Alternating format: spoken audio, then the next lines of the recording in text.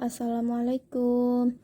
Video ini dibuat untuk memenuhi tugas MK Neuroscience yang diampu oleh Bapak Dosen Hadi Sutiawan MPD yang berjudul Fungsi belahan otak bagian kanan dan belahan otak bagian kiri.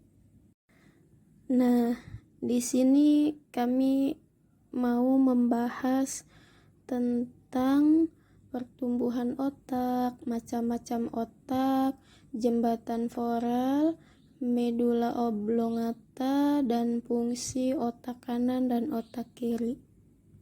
Video ini disusun oleh kelompok 3, yaitu yang pertama Nuniawati dengan NIM E4322320124. Yang kedua yaitu Padilla dengan NIM E4322320111. Dan yang terakhir yaitu Sapuro dengan NIM E4322320127. Pertumbuhan otak diawali dengan terbentuknya sebuah cikal bakal otak yang berupa lempengan ketika usia kehamilan 18 hari. Sel-sel otak itu akan terbentuk maksimal di usia kehamilan 1-6 bulan. Otak adalah mesin penggerak sebagai fungsi dan aktivitas tubuh manusia. Kecerdasan, kreativitas, emosi, ingatan, dan gerakan menjadi sekian dari banyak hal yang diatur oleh anak. Perkembangan otak manusia dari bayi hingga lansia. 1. Saat bayi lahir, rata-rata pertumbuhan sel saraf selama masih dalam kandungan yaitu sekitar 250.000 sel saraf per menit. 2. Masa anak-anak. Meskipun usia 3 tahun, otak anak semakin besar menjadi 80% dari ukuran otak utuh saat dewasa. 3. Usia remaja. Beberapa orang berpikir bahwa perkembangan otak manusia berhenti pada usia 18 tahun. Faktanya, otak justru mengalami pertumbuhan dan perkembangan yang cukup signifikan pada masa ini. 4. Beranjak dewasa. Meskipun usia 20 tahun, perkembangan korteks prefrontal sudah selesai.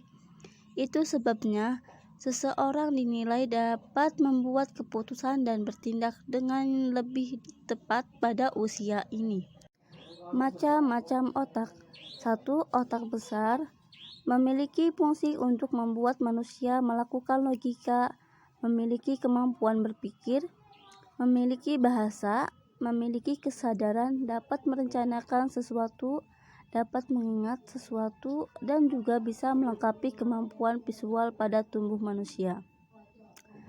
1. Lobus frontal.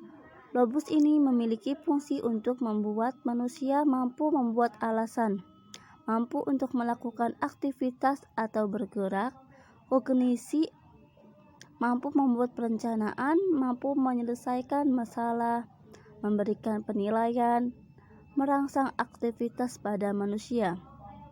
Lobus parietal.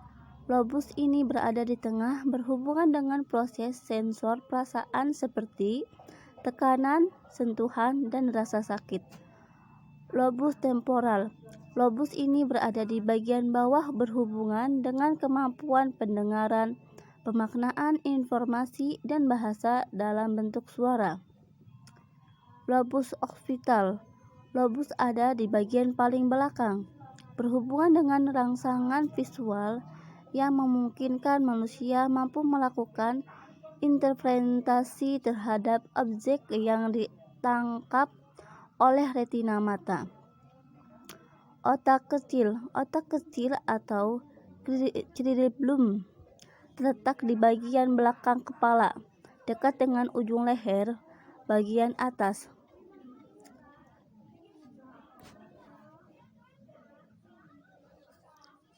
Batang otak.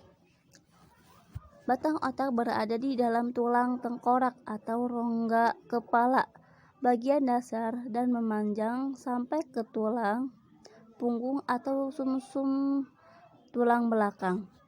Sistem limbik.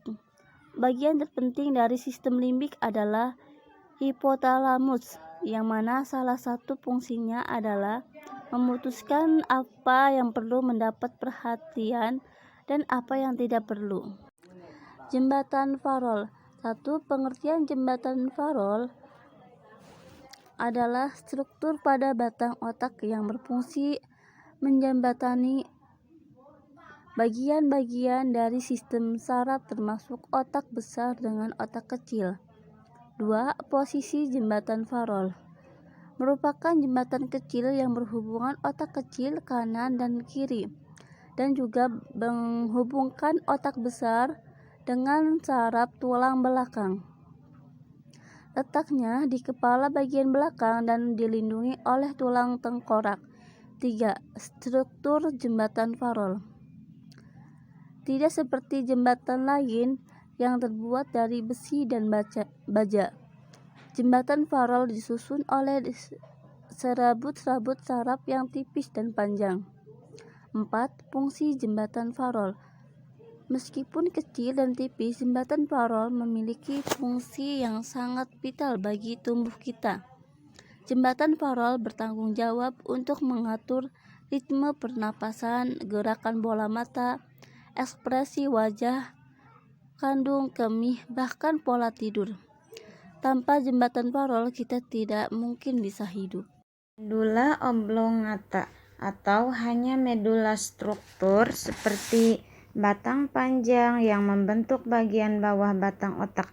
Menurut Profesor Helmi Claudio Escom sendiri, medula oblongata merupakan anterior dan sebagian interior ke otak kecil, yaitu struktur seperti batang panjang yang membentuk bagian bawah batang otak.